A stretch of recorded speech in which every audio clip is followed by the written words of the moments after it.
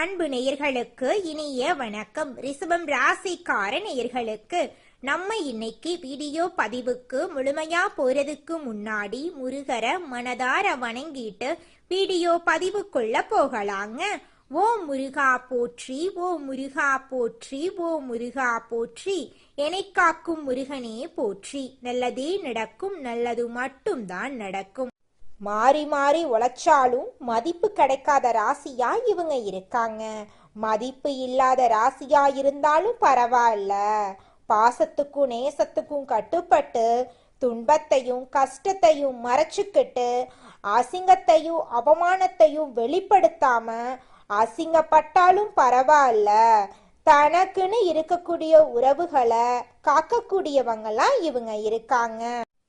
இவ்வளவு அருமையான நற்குணங்களை கொண்ட ரிஷபம் ராசிக்கார அன்பர்களே, எல்லாரும் நலமா இருக்கீங்களா? ஏங்கம்மா நீங்க வேற எங்களை பார்த்து இப்படி ஒரு கேள்வி கேட்குறீங்களே? எங்களை பார்த்தா நலமா இருக்கிற மாதிரியா தெரியுது? எங்க வாழ்க்கையில ஒவ்வொரு நாளும் பலவிதமான பிரச்சனைகளை எதிர்கொண்டு வாழ்ந்துகிட்டு இருக்கோம். நாங்களே ஏன் பிறந்தோம் அப்படின்னு கஷ்டப்பட்டு இருக்கோம். எங்களை பார்த்து நலமா இருக்கீங்களாங்கன்னு ஒரு கேள்வி நீங்க கேட்டீங்களே அப்படின்னு நீங்க கண்ணீர் விடுறது எனக்கு புரியுதுங்க ரிஷபம் ராசிக்காரர்களே. இனி வரக்கூடிய காலங்கள்ல உங்க வாழ்க்கையில இருக்கக்கூடிய இந்த இக்கட்டான சூழ்நிலை எல்லாமே காணல் நீரா மறைய போகுது. உங்களுடைய கனவுகள் ஆசைகள் எல்லாமே நிறைவேற போகுது. திருமணமாகாதவங்களுக்கு திருமண தடை நீங்கி திருமணம் நடக்க போகுது. குழந்தை பாக்கியம் இல்லாதவர்களுக்கு குழந்தை பாக்கியம் கிடைக்க போகுதுங்க. இது நாள் வரைக்கும் உங்களை வேண்டான்னு உதறி தள்ளிட்டு போன சொந்த பந்தங்கள் எல்லோருமே இனி வரக்கூடிய காலங்கள்ல உங்களை தேடி வரப்போறாங்க.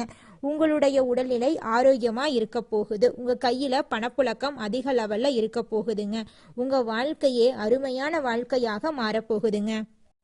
ரிஷபம் ராசிக்கார நேயர்களே, இந்த மாதம் கிரக நிலை எப்படி இருக்குன்னு பார்க்கலாங்க. ராசியில சந்திர பகவான் இருக்காரு. தன வாக்கு குடும்பஸ்தானத்துல குரு பகவான் இருக்காரு. சுகஸ்தானத்துல கேது பகவான் இருக்காங்க.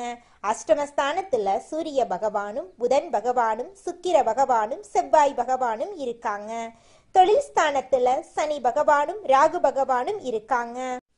ராசி மண்டலத்துல இரண்டாவதா இருக்கக்கூடிய ராசி தாங்க நம்மளுடைய ரிஷபம் ராசி.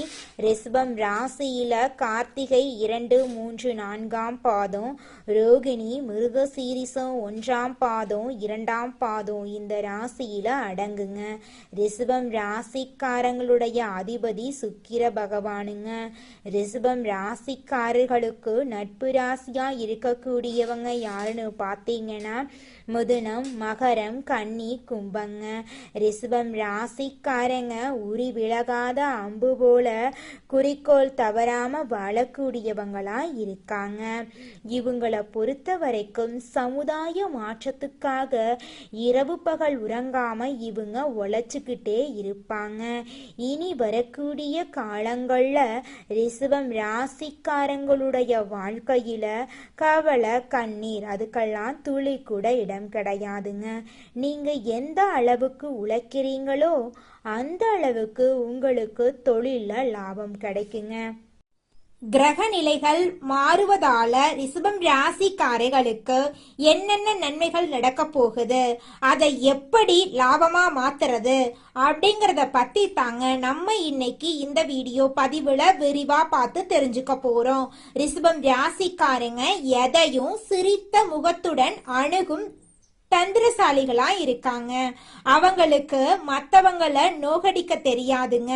குரு பகவான் வக்ரகதியில இருக்கிறதுனால மார்ச் மாதத்துல வக்ர நிவர்த்தி ஆகும்போது ரிஷபம் ராசிக்கு 2வது வீட்டுல குரு இருக்கிறதுனால சுபகாரிய பேச்சுவார்த்தைகள் வெற்றி பெறும். குடும்பத்துல சந்தோஷமான மங்கள காரியங்கள் நடக்குங்க. ரிஷபம் ராசிக்கு 8வது வீட்டுல செவ்வாய் உச்சம் பெற்றிருக்கிறதுனால பெரிய மருத்துவ பிரச்சனைகள் தீருங்க. இதுவரைக்கும் பார்க்காத வைத்தியரை பார்க்க வேண்டிய கட்டாயம் வர செய்யுங்க. அவர் போடும் ஒரு ஊசியால வியாதி காணல் நீரா மறைஞ்சு போயிருங்க. மருத்துவ செலவுகள் குறைய போகுதுங்க. பிப்ரவரி மாதம் 20ஆம் தேதி புதன் வக்ரகதி அடையும் போது யார் குழி தோண்டுகிறார்கள், ஏமாற்றுகிறீர்கள், விருப்பமில்லாம ஆட்டம் போடுறாங்க, குடும்பத்துக்கு பாதகமா செய்திகளை பரப்புறாங்க அப்படிங்கறத புதன் பகவான் காட்டி கொடுத்துருவாரு. சுக்கிர பகவான் தனுசு, மகரம், கும்பம், மீனம் ஆகிய ராசிகளை கடந்து செல்லும் போது ரிஷபம் ராசிக்கு 9ஆம் வீட்டிலிருந்து 10வது வீட்டுக்கு வரும்போது பதவி யோகத்தை கொடுப்பாரு. சனி பகவான் 11வது வீட்டுல நிரந்தரமாக குடியேறதுனால லாபம் உண்டாகும். கெட்ட பெயர்கள் எல்லாமே விலகி போயிரும். நம்பிக்கைய பெறக்கூடிய அற்புதமான நேரமா இந்த நேரம் இருக்கு. பரிகாரமா 11 மிளகை சிகப்பு துணியில கட்டி கால பைரவருக்கு தேய்பிரை அஷ்டமியில நெய் தீபம் போடணுங்க. அபிராமி அந்தாதியில் இருக்கக்கூடிய 2வது பாடல நீங்க தானாவும் படிக்கணுங்க. எலுமிச்சம்பழத்தை 2ஆக வெட்டி குங்குமம் வச்சு வீட்டை 3 முறை சுற்றி வாசல்ல புளிந்து விடுங்க. இதனால திருஷ்டி, பகை, பிரச்சனைகள் எல்லாம் விலகி போயிரும். உங்க வாழ்க்கை அருமையா மாறி போயிரும். திருமணம் ஆகாதவங்களுக்கு திருமணத்தடி நீங்கி உங்களுக்கு ஏற்ற சரியான வாழ்க்கை துணையோடு திருமணம் நடக்க போகுதுங்க. குழந்தை பாக்கியம் இல்லாதவர்களுக்கு குழந்தை பாக்கியம் கிடைக்க போகுதுங்க. பூர்வீக சொத்து ரீதியாக இருந்த அனைத்து பிரச்சனைகளுக்கும் தீர்வு கிடைக்க போகுதுங்க. உங்க வாழ்க்கையில இனி வரக்கூடிய காலங்கள்ல கவலை, கண்ணீர் அப்படிங்கிற பேச்சுக்கெல்லாம் துளி கூட இடம் கிடையாதுங்க. படிச்சு முடிச்சுட்டு வேலை தேடிட்டு இருக்க இளைஞர்களுக்கு படிப்புக்கும் தகுதிக்கும் ஏற்றார் போல நல்ல வேலையெல்லாம் கிடைக்க போகுதுங்க. இந்த உலகத்துல யாருங்க கோடீஸ்வரன்? கோடி கோடியா பணம் வச்சிருக்கிறவங்களா, பிடிச்ச உணவுகளை சாப்பிட்றவங்களா, பிடிச்ச உறவுகள் கிட்ட பேசுறவங்களா? இதுல யாருமே கோடீஸ்வரன் கிடையாதுங்க. யார் ஒருத்தவங்க நோய் நொடி இல்லாம, மனக்கவலை இல்லாம நிம்மதியா தூங்குறாங்களோ அவங்க தாங்க இந்த உலகத்திலேயே சிறந்த கோடீஸ்வரன்.